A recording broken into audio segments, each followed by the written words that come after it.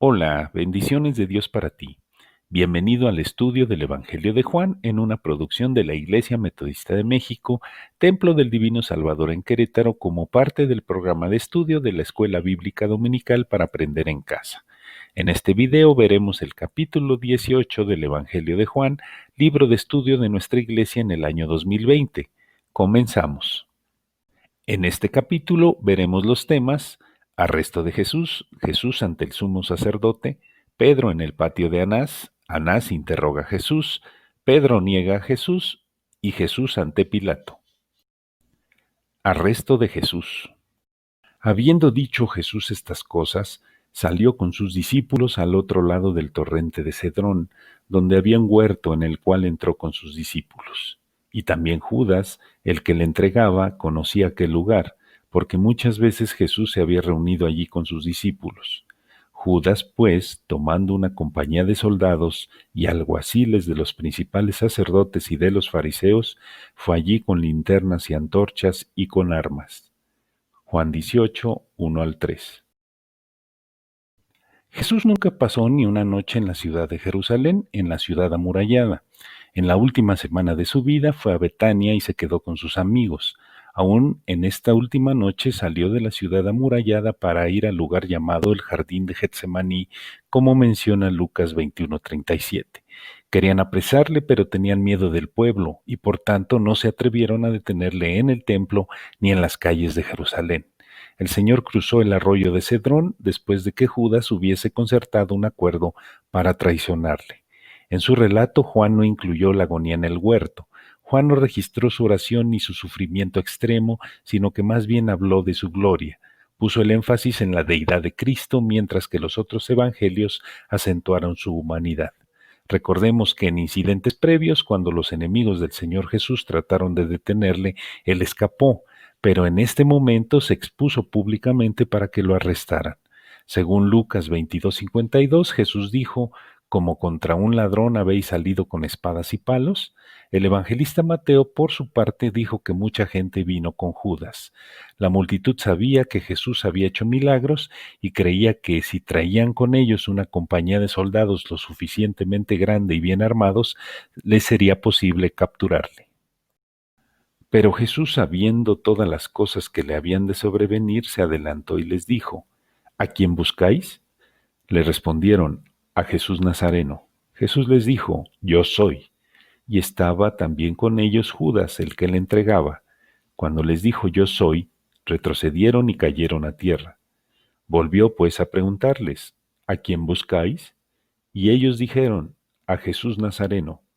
Respondió Jesús: «Os he dicho que yo soy, pues si me buscáis a mí, dejad ir a estos, para que se cumpliese aquello que había dicho: de los que me diste no perdí ninguno». Juan 18, 4 al 9. Si Jesús no se hubiera entregado, todas las armas que esos hombres tenían habrían sido completamente inútiles. Aún en esta hora oscura, cuando se estaba entregando como el Cordero de Dios que quitaba el pecado del mundo, Él reveló su deidad. Y entonces los que habían venido para arrestarle retrocedieron y cayeron a tierra. Reveló a estos hombres que estaba en completo control de la situación y que no le podían arrestar sin el permiso de Él. Aún les dijo a quién debían arrestar y a quién no. Estaba la profecía de que el pastor sería quitado y las ovejas dispersadas, y Jesús había dicho que no había perdido a ninguna. Los discípulos no serían capturados. Podrían haberles detenido como testigos o cómplices, pero no sucedió así.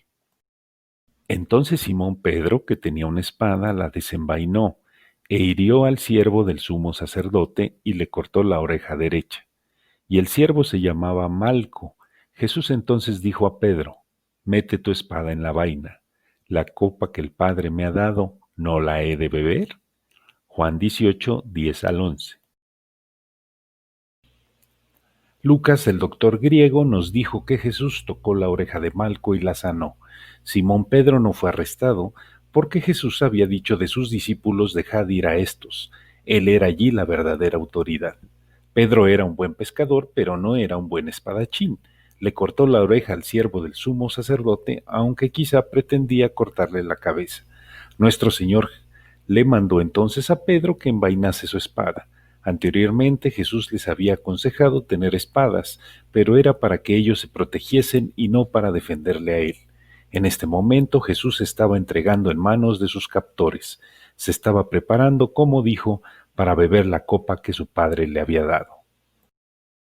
Jesús ante el sumo sacerdote.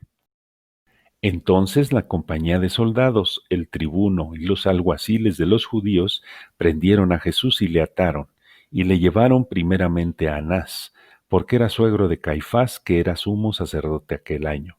Era Caifás el que había dado el consejo a los judíos de que convenía que un solo hombre muriese por el pueblo. Juan 18, 12 al 14. Las autoridades religiosas fueron las que conspiraron en todo este proceso, pero tenían miedo al pueblo. Por este motivo, nuestro Señor salió de la ciudad para darles la oportunidad que necesitaban para arrestarle.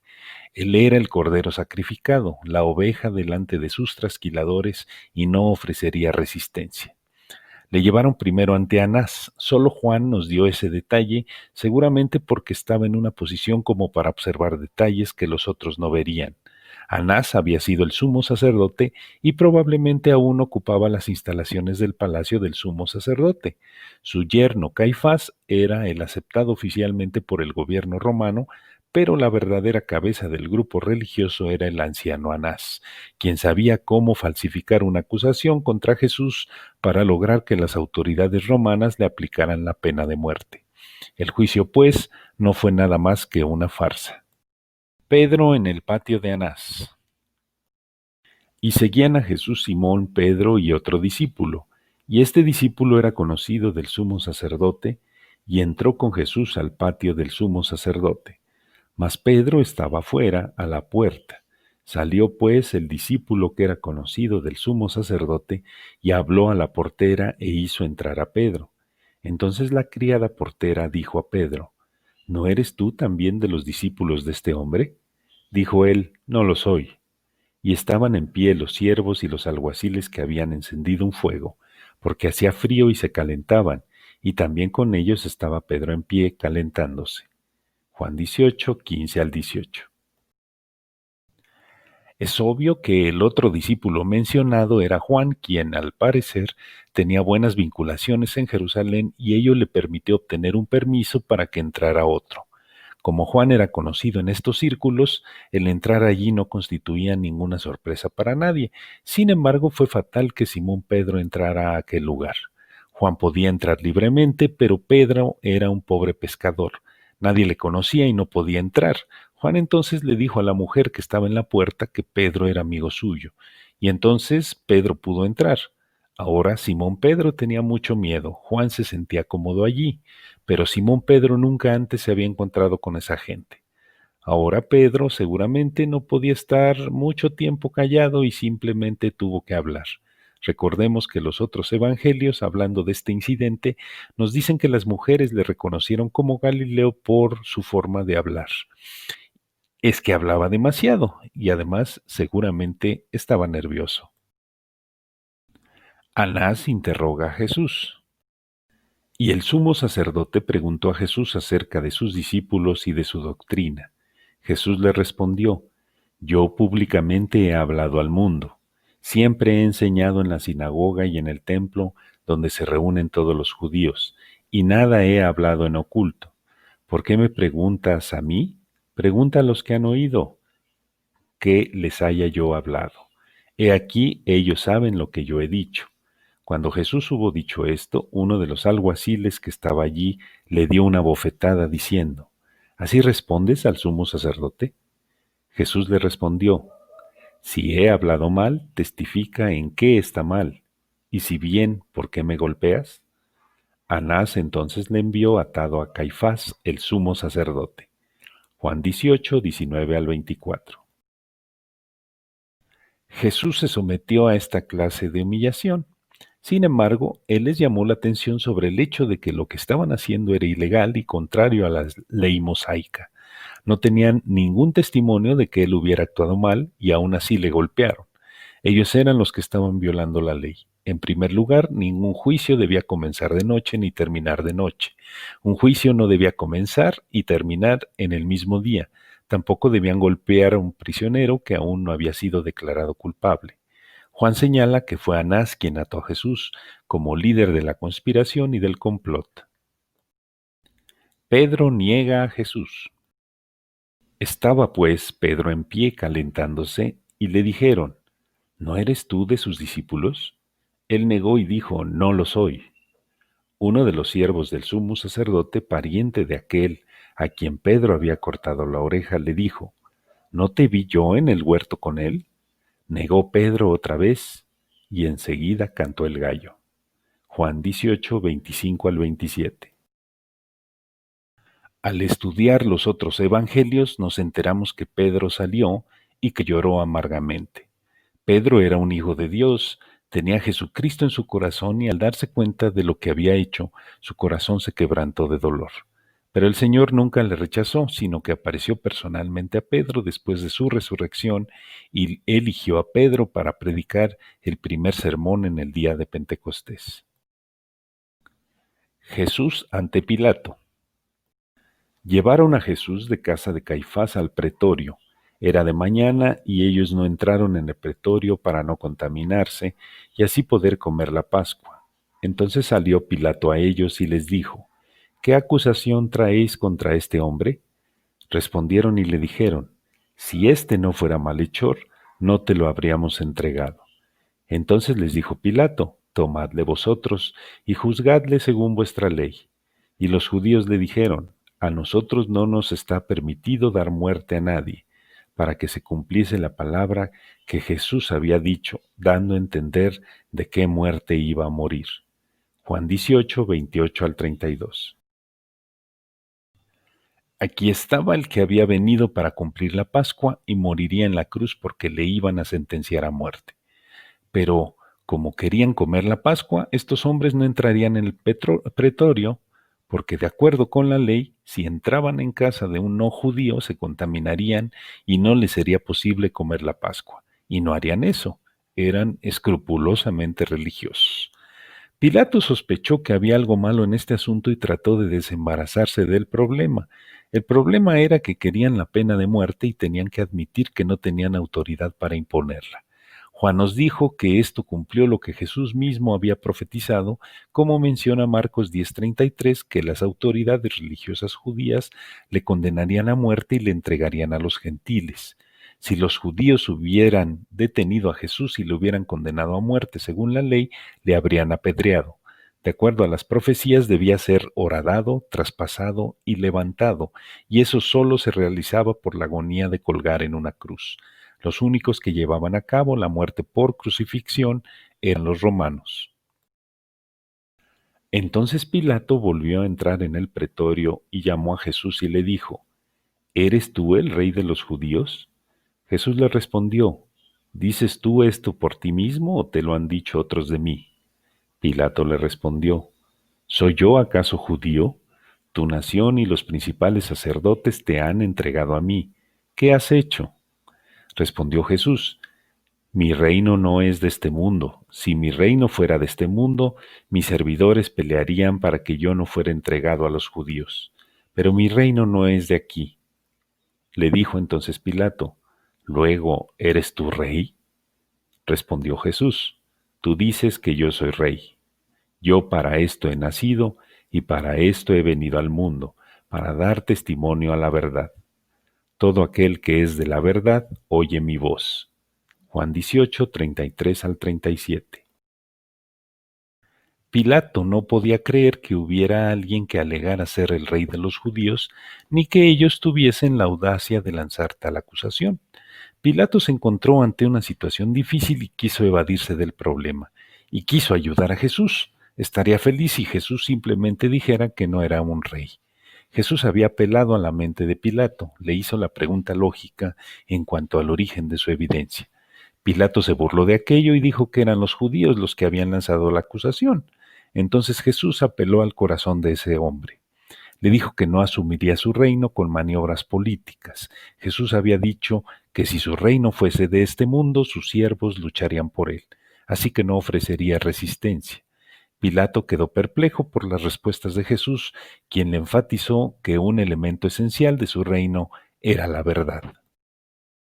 Le dijo Pilato: ¿Qué es la verdad? Y cuando hubo dicho esto, salió otra vez a los judíos y les dijo: Yo no hallo en él ningún delito, pero vosotros tenéis la costumbre de que os suelte uno en la Pascua. ¿Queréis pues que os suelte al rey de los judíos? Entonces todos dieron voces de nuevo diciendo: No a éste, sino a Barrabás. Y Barrabás era ladrón. Juan 18, 38 al 40. Pilato intentó desesperadamente evitar el tomar una decisión. Nunca imaginó que estas autoridades religiosas incitarían al pueblo que pidiera la libertad de Barrabás, porque el contraste entre Jesús y Barrabás era demasiado grande. La Biblia deja en claro que Pilato estaba seguro de que Jesucristo era inocente, como lo mencionan los 4 evangelistas. Conclusiones. Jesús mismo propició su arresto y se entregó voluntariamente para ser sacrificado, mostrando su autoridad en todo momento. Jesús ofrece otra oportunidad a quien se acerca con el corazón contrito, reconociendo sus errores aún la negación más rotunda. El juicio contra Jesús fue una farsa, urdido en la esfera del poder político judío para evitar su influencia en el pueblo. Pilato siempre creyó en la inocencia de Jesús y no imaginó que pedirían a Barrabás. Sin embargo, eludió toda responsabilidad de la ejecución de Jesús. Evaluación y reflexión. ¿Qué hizo Jesús cuando le prendieron? ¿Qué reacción tiene la gente alrededor cuando Jesús dice yo soy al ser delatado? ¿De qué tenía confianza Jesús respecto a los que habían oído sus palabras? ¿Qué debe hacer la persona antes de ver el reino de Dios? Consejos para estudiar la Biblia. El pastor John Wesley, fundador del metodismo, recomienda algunos consejos prácticos para estudiar la Biblia. Establece un tiempo para la lectura, si es posible cada mañana o cada tarde. Lee con el único propósito de conocer la voluntad de Dios y con la firme resolución de cumplir su voluntad. Lee con atención constante para ver la conexión y la armonía de estas grandes doctrinas: el pecado original, la justificación por la fe, el nuevo nacimiento y la santidad interior y exterior. Ora fervientemente y seriamente antes de leer la Escritura, para entenderla como sólo puede entenderse a través del mismo Espíritu Santo que las inspiró. Del mismo modo, debemos terminar la lectura con una oración. Mientras leas, haz una pausa para examinarte a ti mismo, tanto en lo referente a tu corazón como a tu vida. Utiliza de inmediato todo lo que Dios te muestre para tu salvación presente y eterna. Gracias por tu atención a este video. Si te gustó, compártelo por favor. Sigue los canales oficiales de la Iglesia Metodista del Divino Salvador de Querétaro para más contenido. Dios te siga bendiciendo en el estudio de su palabra.